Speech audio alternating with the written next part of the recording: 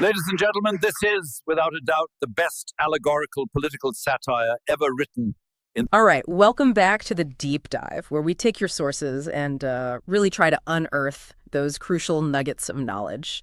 Today, we're plunging into something, well, truly unique.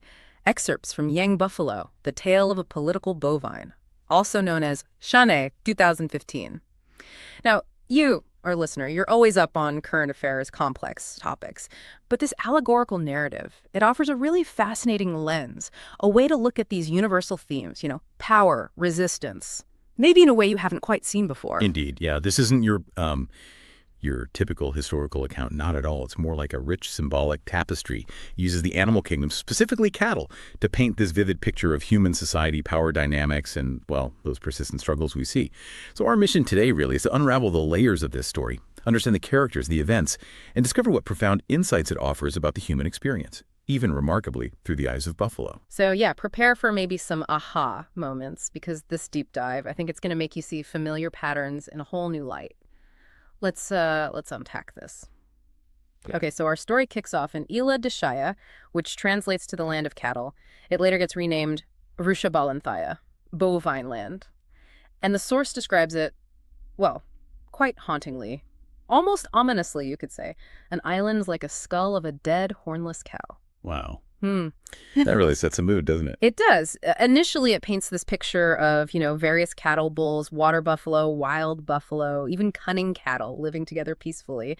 But then we meet a truly unique figure. Right, young buffalo. And what's fascinating here is how he's introduced. He's not just another buffalo in the herd. No, He's depicted as intelligent, powerful, unafraid of thunder, which is quite symbolic in itself. And the author, it's remarkable, characterizes him as thinking like Prince Hamlet, pondering these big existential questions, life and death.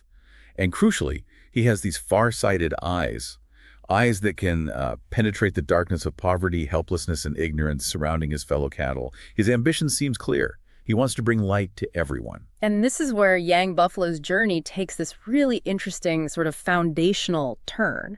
The narrative talks about his shift in perspective, this ability to raise his eyes above the grass level. What does that really mean? What does it let him understand? It's absolutely critical. By raising his eyes above the grass level, he's essentially transcending that immediate instinctual existence, the day-to-day grazing. He starts to see society in layers. He learns, as the text says, from level to level, from class to class. So it's not just about seeing more, it's about gaining a systemic understanding, recognizing patterns of power, vulnerability, things most of his peers just, graze right past. It really sets him apart. He can truly observe and analyze. Okay, so this initially peaceful land of cattle, its tranquility gets shattered. How do these cowboys arrive on the scene? Yeah, the peace in Ela Deshaya is abruptly broken by the arrival of the cowboys. The original text calls them Iet, or Iset here.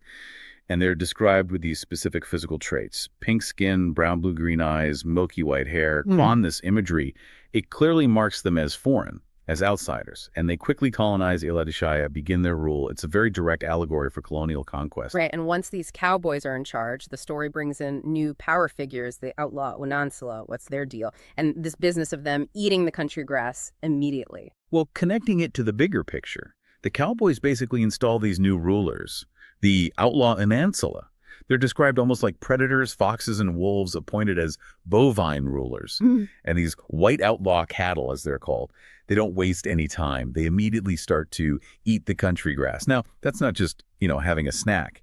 It's a visceral allegory for just ruthlessly exploiting the nation's resources, its wealth, consuming everything. It really highlights that universal pattern, doesn't it? How power, when it's unchecked, just devours the common good, no matter where it comes from. But then the story adds this really complex layer, and frankly, it's kind of unsettling. This emergence of local cattle who start adopting the ways of the conquerors. These Miganunansala, the water buffalo lords. What's the narrative suggesting here? Are they just victims too, or are they actually participating? It's a really chilling demonstration, I think, of how a local elite can become complicit in their own people's oppression. The text explicitly says they wanted to live like cowboys. They even started abandoning their traditions, saying mama instead of umba, eating puniku, that's oil cake, with spoons and forks instead of grass, choosing imported Bullengate milk powder. They're actively devaluing their own heritage. It's not just self-interest, it's deeper. It shows how some within a subjugated group can internalize the colonizers' values, and become tools of control themselves. And this complicity, how does the narrative show it actually contributing to the oppression, like in concrete terms? Well, they were given Paddy's little favors, privileges by the cunning cowboys. And later, they're actually appointed as leaders of various Sangham's associations, specifically designed, the text says, to suppress the wild buffalo, the ones who might resist. And it's also noted their children even went off to Oxford to learn Okurusastara letters knowledge, which further cements their status, their alignment with the oppressors. They effectively became the enforcers of this new order, yeah? Protecting their own privileges at the expense of their kin. It shows how power structures get reinforced from within. Okay, so fast forward a bit. After the Second World Cattle War, the narrative describes protests against the Bull Empire. Big ones. Rivers of blood, ox blood, cow blood, buffalo blood, huge sacrifices. But despite all that bloodshed, real freedom, it just seems incredibly elusive. Why do you think that is, based on the text? Well, it's quite telling, isn't it? The text says the Megananansela, those water buffalo lords we just talked about, were not stupid enough to ask for freedom. Think about that. Not stupid enough. Instead, they preferred to just protect their privileges under the outlaws. It reveals this deep-seated self-interest that so often undermines genuine liberation movements. Their choice highlights how, perceived security and status can trump collective freedom. It actively hinders real change. Wow. So the story then introduces a new political mechanism, the Kamapchanda, which translates interestingly as the election of desire or universal bull suffrage. What happens when this new system, this election, comes into play? Does it fix things? Well, what's striking is how relentlessly the narrative shows that. Well, the faces of power might change, but that fundamental cycle of exploitation, it often just persists. So power shifts, yes. The United Vrushaba Party, symbolized by the mosquito, comes to power. And they lead the water buffalo into these grand-sounding places, ruined cities, jungle-covered tanks, stone pillars. Sounds like progress, maybe? But then the punchline. Mosquitoes just drink their blood at night. That's such a powerful image, right? New leadership, but just new forms of exploitation, maybe more subtle ones. And this pattern just keeps repeating. Yeah. Then comes the party symbolized by the leech. They have these nice slogans like, "A cow washed of mud is fit for kingship." They even provide water to wash off the mud. Sounds good. But paradoxically, the text says clothes were scarce and food was scarce. And the leeches, they still drank the blood of water buffalo suffering from knee pain, asthma, and hunger. Exactly. And there's even a green revolution mentioned, preached by bull leaders. Sounds positive, right? Green revolution. But while the cattle are made to enter the water, what happens? Mosquitoes sing songs while drinking blood, and then they just hide in green treetops. Yeah. It's this stark, repetitive pattern. New movements, new promises. But the old forms of exploitation, they just keep going, often with this deceptive veneer of progress. The story even shows leeches using the beauty of the blue sky to deceive and drink the blood of calves, highlighting how this exploitation spans generations. It's a perpetual cycle of predation. Given these just endless cycles of exploitation, these false dawns, it feels kind of inevitable that patience would just wear thin eventually. How does the narrative capture that boiling frustration? It leads to the cattle rebellion, right? What happens there? Yeah, the common cattle's frustration finally boils over into the cattle rebellion. The Cattle Liberation Front attacks the bull police, a real uprising. But even this desperate fight for change, it gets either co-opted or just brutally twisted. The overturn, the change happens under the symbol of the bedbug, and it leads to the assassination of red-blooded wild buffalo. Presumably, those are the ones who truly rebel, the ones who sought deep systemic change. Oh, man. And it's at this horrifying point that the leeches and mosquitoes unite, and they drink red wine. Yeah. It symbolizes, I think, the ultimate triumph of these parasitic forces over any genuine revolutionary spirit. They just consolidate their power. So in this continuous cycle of chaos, exploitation, a bull emperor, Ogonadapiti, is appointed, supposedly to protect the government's power. He tries to manage the internal conflicts, even claiming the division between North and South isn't a bull ethnic conflict, but a bull ideological conflict. And the North, their water buffalo, symbolized by a tick. They fought fiercely for 30 years from hidden palm trees. Red blood flowed everywhere. What role do external forces play in keeping this division going? The foreign element. It's crucial here, and unfortunately alarmingly familiar in so many real-world conflicts. Foreign foxes appear. They act as horn police, stirring things up, stirring up the herd. They give advice to start bullfights, specifically when they want to extract the bull essence of the country, the resources, the wealth. It vividly portrays this external manipulation for resource control, how outside interests can deliberately worsen internal divisions for their own gain. They profit from the chaos. And then we get to this truly chilling detail, just gut-wrenching. The narrative says, green, yellow, goni billow, sack devils, and black bulls systematically kill the educated, intelligent, energetic wild buffalo. This isn't just random violence. It feels like a deliberate eradication of critical thought, of potential leaders. How does a society even recover from that? It's a bleak picture, isn't it? Societal self-sabotage, almost. Yeah. But Yang Buffalo, our protagonist, he manages to save his life by fleeing to the jungle when his own group is massacred. But he doesn't just stay hidden forever. He returns later when he observes that the foxes and wolves around the dictator are engaging in widespread corruption and injustice. Gee. It shows his enduring commitment, right? His observation skills, his persistent hope, maybe, for a moment to intervene. And the Kamachanda, the election, it comes back again. Yang Buffalo watches. He sees the candidates lie, throw around vast sums of money, fiercely fight to serve water buffalo, or claim to, yet the big water buffalo, the masses. They just bow if promised free things.